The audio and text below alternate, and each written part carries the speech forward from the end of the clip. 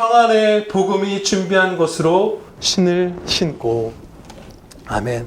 본문 말씀 에베소서 6장 15절, 우리는 달려갈 수 있습니다 라는 제목으로 하나님의 말씀 선포하겠습니다. 이번 주 시작되는 이 4단계의 통제를 보면 하나님의 심판의 먹구름이 우리에게 정말로 우리 머리 위에 떠 있다는 것을 보게 됩니다. 우리 각 사람 성도의 죄악, 우리 성도 각 사람의 죄악이죠. 그리고 한국교회의 죄악, 우리 평안교회의 죄악, 이런 죄악들로 인해서 하나님의 심판이 임하고 있다는 것을 우리가 볼 수 있어요. 이 나라의 마귀들이 이전보다 마음껏 들끓고 있습니다. 정부 사이트를 들어가서 이 4단계 통제에 대한 자료를 살펴보니까 이 상황을 주도하는 마귀들의 특징이 그대로 보입니다. 무엇을 자신들이 싫어하는지 아무 논리나 형평성이나 근거 없이 노골적으로 드러내고 있어요. 싫어하는 것을 죽이기 위해 그것을 하고 있어요. 물론 모든 사람을 싫어하죠.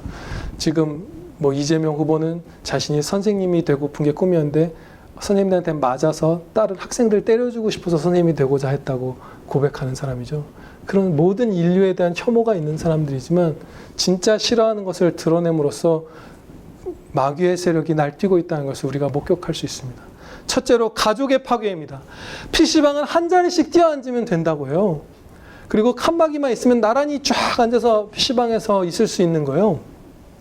공연, 극장, 뮤지컬, 영화, 관람 이런 것은 동석자 외 한 자리 뛴다. 그러니까 동석자는 붙여 앉아야 된다는 뜻인 것 같습니다. 그리고 한 자리 뛰어서 5,000명까지 한 번에 뮤지컬 같은 걸 볼 수 있대요. 그런데 결혼식은 친구도 교회 식구도 올 수 없고 친족 49명까지만 허락한다. 엄청나죠? 100분의 1인가? 지금 극장에 지금 제가 100분의 1이 안 돼요. 5,000명 대 49명이니까. 남녀와 부부 사이를 서로 싸우게 하는 걸 부추기고 자랑했던 여가부의 활동, 그리고 낙태를 허용하는 것으로 밀고 나갔던 이들의 활동과 동일선상에서 가족의 파괴를 이들이 기뻐하고 있다는 것을 여기서 볼 수 있습니다. 둘째로 자유의 파괴입니다. 골프를 칠 때는 캐디가 인원수에 동원되지 않는다고 하죠. 4명의 플러스 캐디, 이렇게 5명이 동석을 할 수 있다고 하죠. 그리고 식당에서는 실내임에도 불구하고 4인까지 마스크를 벗고 식사를 할 수 있는데 야외에서는 오직 한 사람만 시위를 할 수 있다고 합니다. 1인 시위만 야외에서 허락해 준다. 자유, 행복보다도 더 우선시되는 근본이 되는 그 자유라는 가치 중에서도 가장 중요한 발언의 자유, 신앙의 자유와 거의 동일선상, 거의 한 몸처럼 붙어있는 이 발언의 자유를 짓밟고 있는 것이에요. 정말 마귀죠. 정말 어이가 없어요. 그래서 제가 아까 오전에도 말씀드렸지만 잘못 봤나 해서 계속 확인했어요. 4번, 5번이라고 말씀드렸지만 더 본 것 같아요. 착각이길 바라면서 민망한 일이 일어나더라도 여러분 앞에서 내가 실수를 해서 제가 잘못 본 거였으면 싶을 만큼. 우리의 신앙의 선배들은 교회의 특권을 위해서 싸운 적 없습니다.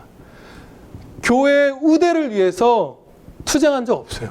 그렇지만 신앙의 자유, 이것만큼은 목숨을 걸고 재산을 잃고 모든 걸 잃고 싸웠습니다. 그걸 파괴하고 있고요. 세 번째로 교회의 파괴입니다. 제일 싫어하는 거. 점점 숫자가 줄죠. 49명 모이고 1명, 이제 자유 1명 겨우 발언하는 거 허락해주고, 이제 교회는 5,000명씩 모여서 영화를 볼 수 있고 실내 운동장에서, 실내 이런 데에서 15명까지 함께 농구를 하고 풋살을 할 수는 있지만 예배는 10,000명이 들어가던 예배당에도 아무도 들여서는 안 된다 라고 말하는 상황이 왔어요. 그리고 단 2명이 모여서도 교회로 모여서 기도하거나 성경 공부를 하는 걸 할 수 없다. 그러니까 우리가 할 수 있죠. 하나님의 심판이 도끼가 나무 뿌리에 놓였다 하는 말이 우리의 상황인 거예요. 마틴 루터는 독일의 하나님의 심판의 먹구름이 몰려오는 것을 보면서 이렇게 동료들에게 말했습니다. 당대에 하나님의 심판이 임하는 것을 막기 위해서 나는 최선을 다하겠다. 그리고 내 뒤에 오는 후손들은 똑같이 그 하나님의 먹구름에 주의하면서 그 심판을 미룰 수 있기를 노력해야 할 것이다. 루터는 의인 10명이 있으면 소돔과 고모라를 하나님께서 멸하시지 않았을 것이라는 그 말씀을 붙들고 우리 성도가 회개하고 순종할 때 그 하나님의 심판을 미룰 수 있다고 믿고 순종했던 것이에요. 그렇게 했죠. 아멘입니다. 우리에게 하나님의 심판을 미룰 수 있는 기회가 얼마나 남아 있을까요? 또한 이런 심판을 야기한 우리 각 사람이 자기 자신에게 이런 질문을 던져보고자 합니다. 나에게 충성할 수 있는 행복한 기회가 얼마나 남아 있을까요?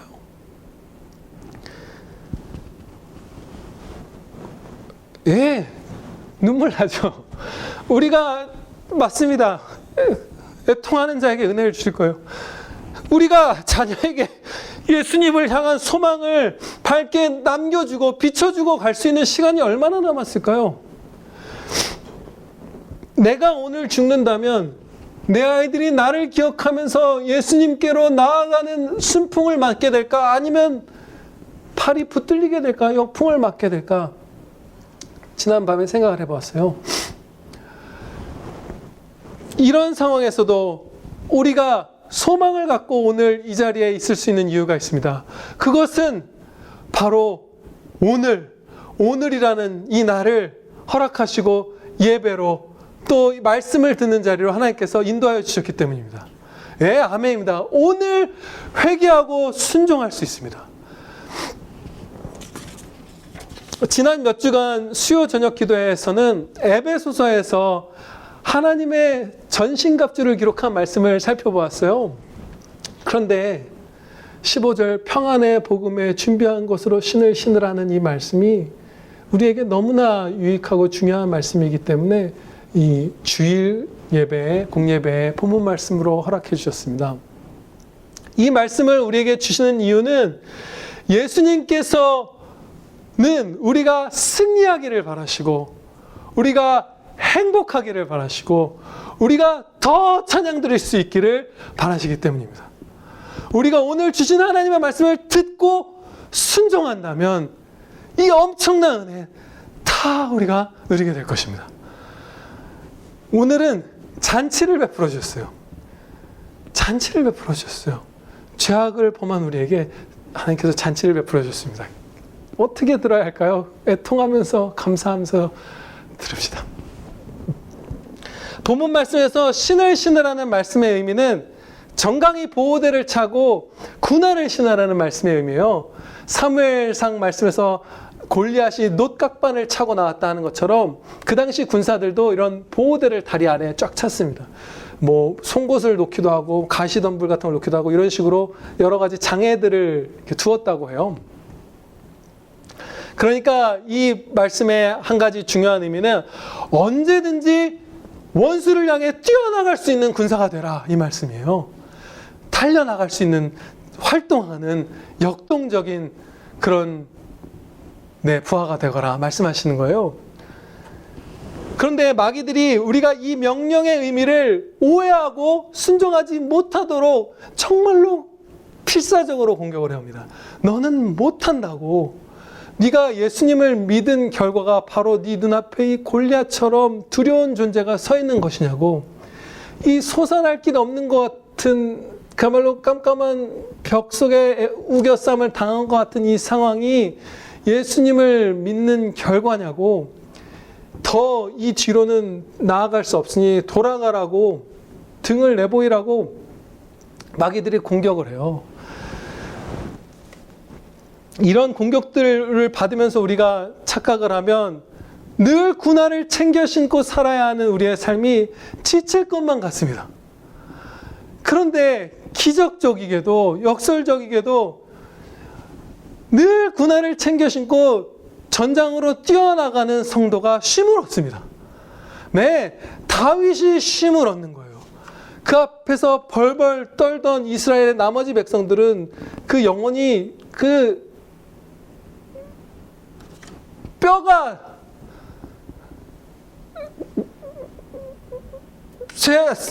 썩어가고 다윗은 평안한 거예요. 하나님께서는 전장으로 달려나가는 바로 그 자녀에게 은혜 위에 은혜, 쉼과 평안과 모든 축복을 주실 거라는 말씀들을 성경 전체에 수없이 주셨습니다. 예, 갈라디아서 6장 16절 말씀입니다. 무릇 이 규례를 행하는 자에게 그리고 하나님의 이스라엘에게 평강과 긍휼이 있을지어다. 외식하는 가짜 이스라엘이 아니라 순종하여 행하는 하나님의 진짜 이스라엘에게 평강과 긍휼을 주리라. 빌립보서 4장 7절 말씀입니다. 주 안에서 항상 기뻐하라. 주여, 너희 관영을 모든 사람에게 알게 하라.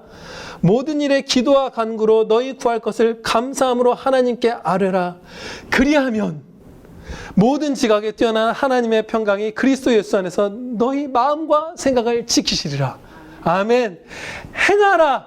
그리하면 지키시리라. 4장 9절에서 또 말씀합니다. 이 화자가 바울 사도입니다. 너희는 내게 배우고 받고 듣고 본 바를 행하라. 그리하면 평강의 하나님이 너희와 함께 계시리라. 예수님께서 이렇게 말씀하셨습니다. 나는 마음이 온유하고 겸손하니 나의 멍에를 메고, 멍에는 일하도록 갖추기 쉬운 거잖아요. 메고 내게 배우라. 행하라. 이거 말씀이죠. 그리하면 너희 마음이 쉼을 얻으리니. 이것을 지독하게 착각하게 만드는 거예요. 놀라운 일이죠. 적과, 강한 적과, 여기 보면 마귀들을 통치자들과 권세들과 어둠의 세상 주관자들이라고 말하잖아요.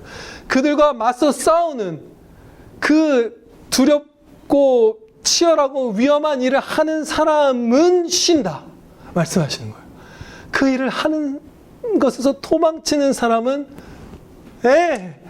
그 뼈가 썩어가는 고통을 느끼게 된다는 것이에요.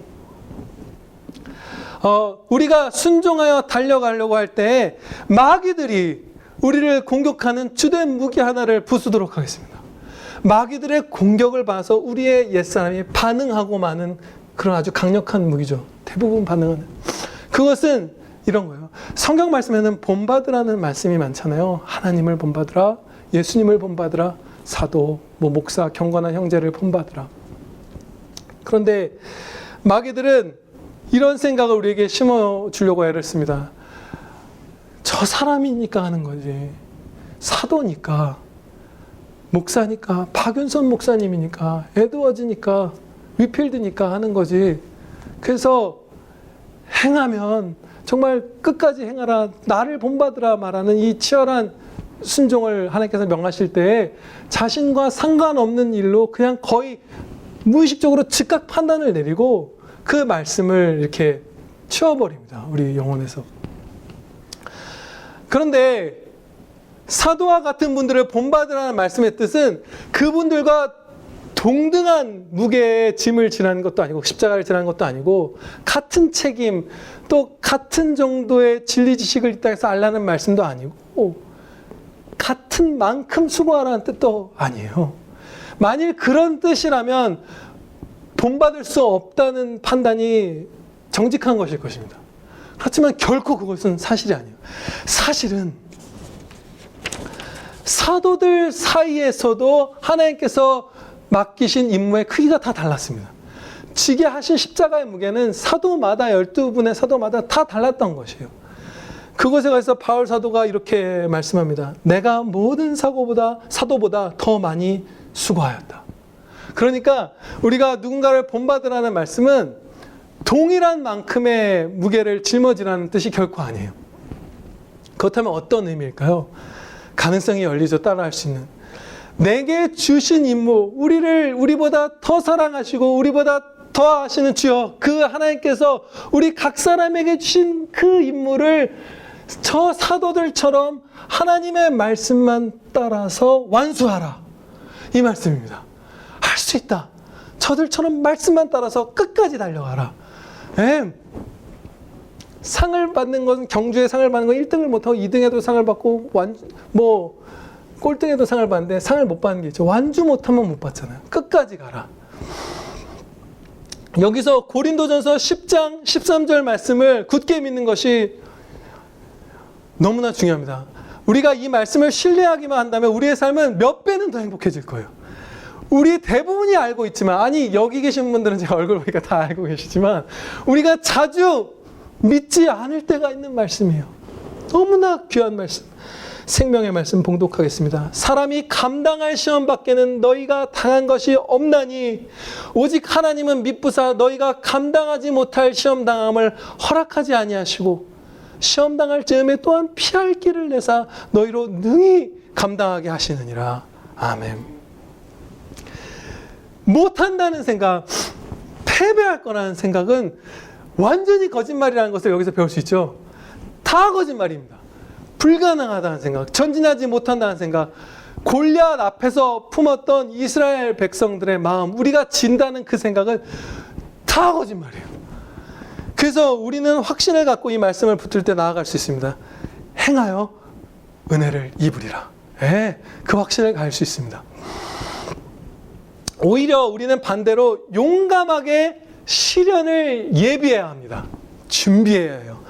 여기서 우리에게 신으로 삼으라는 것이 평안의 복음의 준비잖아요. 평안의 복음이 준비한 것.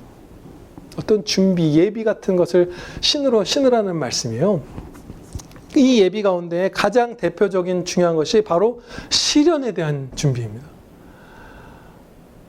그리스도께서 십자가를 지고 가셨으니 그의 아내, 그의 몸, 그의 자녀된 우리는, 그의 종된 우리는 십자가를 지고 따를 수밖에 없고 그것이 복이에요.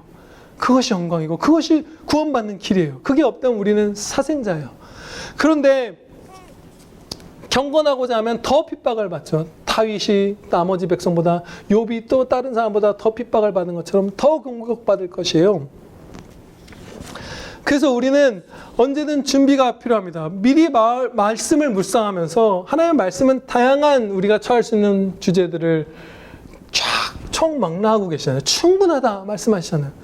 죽음, 어떤 핍박, 어떤 억울함, 거짓의 공격, 질병, 가난, 자유의 박탈, 무엇이든지 간에 우리가 하나님의 말씀을 붙들고서 묵상하면서 그 안에서 준비하면 그 일이 닥쳐왔을 때 이상한 일 당한 것처럼 여기지 말라 했던 그 하나님의 말씀처럼 막 당황하지 않고 주님의 손 안에 있는 그 일을 우리가 담대하게 받아들일 수 있습니다.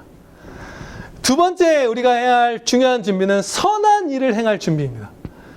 디도서 3장 1절 말씀에서 모든 선한 일 행하기를 준비해야 한다라고 가르쳐 주세요. 이 선한 일을 행할 사전의 준비도 아주 필수적이고 치열해야 합니다. 예를 들어서 탐욕을 부추기는 마귀를 쳐내고 쫓아내고 내 안에 탐심을 버리고 씀씀이를 줄이는 단계까지, 하나님으로 만족하는 단계까지 가지 않으면 어려운 이웃들을 도울 수가 없잖아요.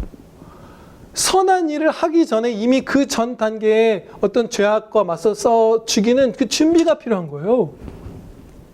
세상에 대한 집착이나 어떤 과도하게 빠져있는 것들에서 벗어나지 않으면 기도할 시간을 가질 수 없고, 기도하지 못하면 선한 일은 제대로 아무것도 할 수가 없잖아요. 그런 식으로 선한 일을 하기 전에 특별히 선한 일이 아닌 어떤 준비 자체가 우리에게 필요한 것입니다. 본문 말씀에서는요, 복음을 평안의 복음이라고 말씀하는데요, 그 의미를 좀 살펴보겠습니다. 가장 중요한 평안은 바로 하나님과 화목해 된 자의 평안입니다. 하나님과 철저하게 원수였던 우리를 그리스도의 십자가 보혈로 우리의 죄를 다 씻어주시고 주님 안에서 하나님의 자녀가 되게 해주셨어요. 이거 하나만으로도, 이 평안 하나만으로도 우리가 정말 마음속 가장 깊은 곳에서부터 하늘에 계신 우리 아버지여라고 기도할 수 있다면, 네, 원래 헬라어는 아버지여죠. 아버지여라고 시작할 수 있다면, 기도할 수 있다면 우리는 반드시 살아날 겁니다. 네, 아멘입니다. 두 번째로는 양심의 평안이에요. 너무나 중요한 평안입니다. 이것을 우리가 받아 누리고 있기 때문에 이 가치를 모르는 사람들도 많을 거예요. 세상에서 인기 있는 강연들이나 에세이나 이런 것들을 보면 거의 대다수가 양심에 관한 문제를 다루고 있다는 걸 볼 수 있어요. 두 부류로 나뉘는데 아주 소수에 속하는 부류는 불신자임에도 불구하고 그 불신자의 양심에 합한 삶을 격려하는 이제 책이나 강연으로서 보편 은총 안에서 아주 그래도 좋은 책들이죠. 그런 책들이 한 10%라고 오전에 얘기했는데 더 안 되는 것 같아요. 그런 강연이나 책들. 정말 한 점같이 이렇게 있어요. 제가 최근에 서점에 가서 쫙 있는 어저께인가 봤는데 한 2권 정도가 그런 것들을 담고 있는 것 같아요. 쫙 있는 매대. 나머지는 양심을 거짓으로 합리화해서 달래는 내용들이에요. 괜찮아. 그러라 그래. 네가 잘못한 거 아니야. 넌 잘했어. 너한테만 집중해. 이런 것들. 자신의 양심의 가책으로 막 힘들어하는 사람들을 달래는 것. 양심을 달래는 이것이 왜 이렇게 돈이 되고 인기가 있고 수요가 있냐 하면 하나님께서 인간 영혼에 주신 이 양심은 인간이 죄악으로 나아갈 때, 성도든 불신자든 죄악으로 나아갈 때 고통과 두려움을 통해서 경고를 알리는 기관이거든요. 영혼 전체에.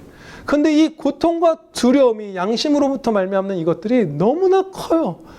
아주 큰 고통, 격렬한 두려움, 불신자들조차도 하나님을 애써 부인하는 자들조차도 심판이나 멸망을 떠올리는 데까지 가게 되는, 나는 망했다라고 말하게 되는 그 두려움에까지 닿게 만든 게 양심의 힘입니다. 양심의 기능이에요. 그래서 예전에도 한번 말씀드렸다시피 의사였던 로이드 존스 목사님과 어떤 정신과 의사분이 얘기할 때 자기를 찾아오는 환자의 80% 정도가 양심과 관련된 문제로 이 정신이 힘들어서 상담하러 온다, 이런 얘기를 했죠. 그만큼 이 양심은 고통스러운 거예요. 찌름을 당할 때. 그런데 우리는 두 가지로 완벽하게 양심을 벗어났습니다. 양심의 평안을 얻었습니다. 첫 번째는 예수 그리스도로 그 십자가 보혈로 죄를 다 씻음받고 주님의 완전한 순종의 의를 입음으로써 우리는 주님 안에만 있는 거예요. 그래서 하나님은 예수님 안에서 우리를 보시면서 예수님의 한 부분으로 보시면서 너희는 의롭다, 자녀다 칭해 주신 것이고, 그럼에도 불구하고 이 땅에 있는 우리 자신의 안, 우리는 예수님 안에 있지만, 그래서 우리의 신분은 자녀로 삼아주셨지만 우리 안에는 아직 죄가 남아있잖아요. 그 죄도 너희 안에 내가 함께하며 죽여주겠다. 눈보다 더 희게 씻어주겠다. 아멘. 이 은혜 때문에, 이 복음의 은혜 때문에 우리가 양심으로부터도 평안을 얻습니다. 그리고 이웃과의 평안, 이런 것들이 있겠죠. 이제 이 귀한 평안의 복음에 준비한 것을 신는 이 신은 자의 중요한 실천 두 가지를 살펴보고 마치도록 하겠습니다. 우리 삶에 적용을 해볼게요. 첫째, 적을 급습하십시오. 이 신발은 아주 능력 있는 신발이잖아요. 복음의 신이잖아요. 우리를 앞으로 아주 이런 미친 듯이 빨리 뛰어나가게, 좋은 의미로 미친 듯이 빨리 달려나가게 하는 그런 신발이에요. 그래서 신고 우리가 할 일은 마귀들을 습격하는 겁니다. 빨리. 성경 말씀에서 가르쳐 주십니다. 죄를 회개하는 최고의 시점은 범죄한 즉시. 내 안에 죄악을 품었을 때 잘라내고 선으로 직행할 시점은 죄를 품은 그 즉시. 교회 안에 죄가 싹튼 것을 보았을 때 그것을 제거하는 그 권징이나 이런 권면 이런 것들 해야 될 시점은 발견한 그 즉시. 이처럼 마귀들과의 전투의 아주 중요한 특징이 급습해야 한다는 것이에요. 미루면 안 돼요. 늘 영혼의 복음의 신발을, 군화를 신고 살라고 하신 이유가 여기에 있는 것이에요. 늘 급습할 수 있도록. 존 파이퍼 목사님이라고 우리가 자주 접하게 되는 친근한 목사님 있죠. 아주 많은 성도들을 목양하고 있고 또 담임하는 교회가 아니더라도 세계에서 많은 성도들에게 하나님의 말씀을 풍성하게 진리의 정수를 먹이도록 쓰임받는 목사님이잖아요. 그래서 공격이 많죠. 그런데 그분이 자신의 음욕과 싸우기 위해서 아주 전쟁을 치른다고 했는데 그 전략을 6가지를 이제 이분이 정했어요. 그래서 영어 단어 앤썸이라는 이제 성가대가 부르는 찬송가 같은 것들을 표현하기도 하는 단어인데 그 6개의 철자를 따서 6가지 병법을 정하고 즉각 실천하는 것이에요. 근데 그 두 번째가 N, 알파벳 N으로 시작하는 것인데 내용이 우리 실천과 직결됩니다. No! 모든 호색적인 생각에 5초 안에 아니오라고 말하십시오. 또한 그것을 예수 그리스도의 권위를 가지고 말하십시오. 예수 그리스도의 이름으로 아니오! 당신에게는 5초 이상의 시간이 없습니다. 시간을 두면 음역만이 아니라 뭐 시기든 미움이든 뭐 두려움이든 뭐든 확 우리를 사로잡습니다. 마음에 어떤 죄악이 틈을 탈 때 마귀가 불화살을 쏴서 그게 날아오는 것을 보면 그 즉시 잘못을 했다면 회개하고 도움이 당연히 필요하니까 도움을 구하고 그리고 거기서 멈추는 것이 아니라 이제 두 번째 실천하고도 이어지지만 선을 행하는 데까지 나아가야 돼요. 이 목사님이 정한 6가지 항목 중에 맨 마지막에 알파벳 M인데 그것은 move예요. 선을 행하는 대로 즉각 이동하라. 예, 그 연결되는 실천입니다. 두 번째 실천을 볼게요. 끝까지 달려가서 임무를 완수하는 것입니다. 복음의 신을 신은 사람은 중간까지만 달려가다가 이만하면 됐다 하면 안 돼요. 끝까지 달려가서 고지를 점령하시기 바랍니다. 예, 이 실천은 지난 수요 저녁 기도에서도 살펴봤던 실천의 절실한 반복이자 확장이기도 합니다. 너무나 중요하기 때문에 다시 반복합니다. 이 실천에 있어서 우리가 기억하면 아주 유용한 문장이 있습니다. 하나님께서는 우리가 무엇을 하지 않았는가 보시는 것이 아니라 무엇을 행했는가 보신다. 무엇을 안 한 자녀인가를 살펴보시는 게 아니라 어디를 뭔가를 행했느냐 이것을 보시는 것이에요. 에베소서 4장 28절 29절 말씀을 보시겠습니다. 한번 넘겨보실까요? 앞페이지 신약성경 314페이지 에베소서 4장 28절 보시겠습니다. 도둑질하는 자에게 주시는 권면이에요. 도둑질하는 자는 다시 도둑질하지 말고 돌이켜 가난한 자에게 구제할 수 있도록 자기 손으로 수고하여 선한 일을 하라. 예, 도둑질하는 것을 멈춰라. 여기까지가 하나님의 명령이 아닌 것이에요. 항상. 그건 중간까지 달려간 것이고요. 하나님께서는 그 도둑질하던 손으로 선하게 수고해서 일해서 어려운 일을 돕는 데까지 가라. 이것이 끝까지 달려가라는 하나님의 명령이고요. 그 다음 절입니다. 무릇 더러운 말은 너희 입 밖에도 내지 말고 여기서 멈추는 게 아니라 오직 덕을 세우는데 소용되는 대로 선한 말을 하여 듣는 자들에게 은혜를 끼치게 하라. 네가 입버릇이 나빴느냐? 욕도 하고 불평하고 막 교묘하게 그런 말들을 했느냐? 불평했느냐? 무슨 말을 했느냐? 그걸 안 하는 데서 멈추지 말고 은혜를 끼치는 축복의 동로가 되게 해주시겠다는 거예요. 거기까지 가라. 네, 끝까지 달려가라는 말씀이에요. 우리는 그런데 지금 이렇게 생각을 해보면 당연히 끝까지 달려가는 게 맞다고 생각을 해요. 이렇게 은혜 가운데서 조목조목 붙드신 가운데 생각하면. 그런데 우리 일상에서는 중간까지만 가도 선한 거라고 생각하는 경향이 많이 있습니다. 이찬수 목사님이라는 분은 이런 얘기를 하는 걸 들었어요. 성도들이 불신자보다 조금 더 고민하다가 죄 짓는 사람, 조금 더 늦게 죄 짓는 사람이 된 것 같다. 맞는 말씀이에요. 저는 이런 생각을 해요. 그거보다 좀 더 우리가 많이 속한 부류는 그냥 큰 죄악을 안 범하는 사람, 어떤 죄악들을 범하지 않는 사람, 그렇다고 해서 최선으로 선을 행하는 사람은 아닌 그 정도의 우리가 괜찮다, 그것도 괜찮은 거야, 착한 거야, 순종이야 라고 거짓으로 우리가 속는 경우가 많은 것 같아요. 근데 제가 지금 말씀드릴 모습들이 어디에 속하는지 이 붙들어 주신 가운데 생각해 보시기 바라요. 미워하지는 않지만 사랑하지도 않는 것. 선입니까? 중립입니까? 죄입니까? 죄죠. 불평하지는 않지만 감사하지도 않는 것, 우리가 많이 했던 것 죄죠. 점을 치며 우상을 의지하진 않지만 하나님을 전적으로 신뢰해서 부르짖지도 않는 것.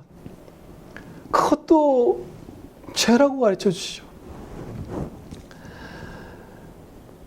선을 행하는 것이 우리의 복된 삶입니다. 죄를 안 범하는 것이 복된 삶이 아니라 그것도 복되지만 거기는 사실은 죄인 거예요. 그건 그래요. 복되다고 말하지 않는 것이 좋겠습니다. 옳겠습니다. 선을 행하는 것이 우리의 복된 삶입니다.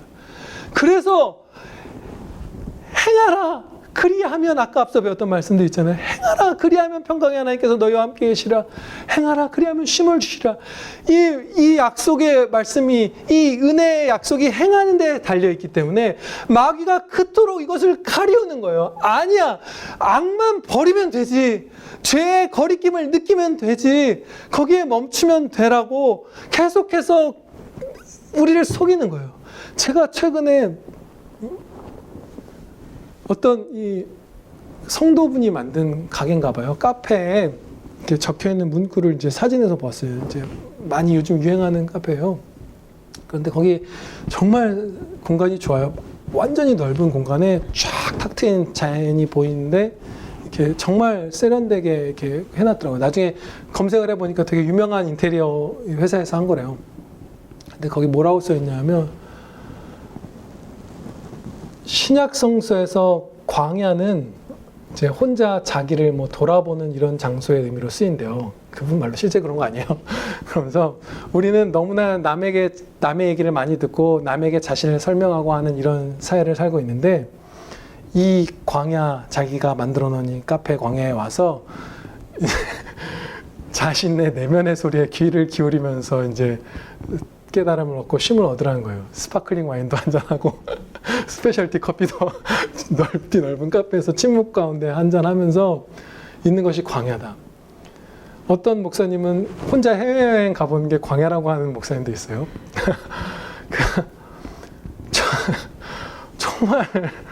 정말 선을 행하는 것이 성도의 복된 삶이 아니라 큰 죄만 안 지으면 된다는 그 흐름이 우리 안에 미친 듯이 들어와 있습니다. 가장 존경받는, 청년들에게 존경받는 목사라는 어떤 이재철 목사라는 분은 코로나가 터지기 전에 이미 자기는 성도의 30% 넘게를 예배당에 나오지 말고 집에서 예배드리라고 해서 성공했다고 얘기를 해요. 그분이 코로나로 비대면 예배가 된 게 종교개혁이다, 좋은 일이다라고 말해서 저는 우리가 회개할 그 자각을 하는 기회라서 좋다는 뜻인가 하고 찾아봤더니 코로나 오기 전에 이미 예배당으로 모이지 말라고 해서 30% 성도를 글로 보냈다고 해요. 그게 한국교회가 가장 존경하는 목사님 중에 한 것이에요. 우리는 선을 행하는 것이 우리의 임무입니다. 기도드리시겠습니다. 아버지 하나님, 우리는 사랑할 수 있습니다. 우리 앞에 있는 나를 괴롭게 하는 이 사람 사랑할 수 있습니다. 아버지 하나님, 저는 감사드릴 수 있습니다. 아버지 하나님, 저는 담대할 수 있습니다. 아버지 하나님, 제 능력으로, 우리의 능력으로 담대하고 사랑하고 감사하고 평안하고 찬양드리는 것이 아니라 주님께서 함께하여 주시기 때문에 그리할 수 있습니다. 아버지 하나님, 저희 평안교회 식구들, 또 세계에 있는 식구들, 한국교회와 미국교회와 세계교회의 모든 형제자매들이 복음의 신을 신고 끝까지 달려가 선을 행하며 예수님 따라가는 복된 승리하는 성도들 다 되게 하여 주시옵소서. 저희의 찬양 받아주시오며 예수 그리스도의 이름으로 기도하렵나이다. 아멘.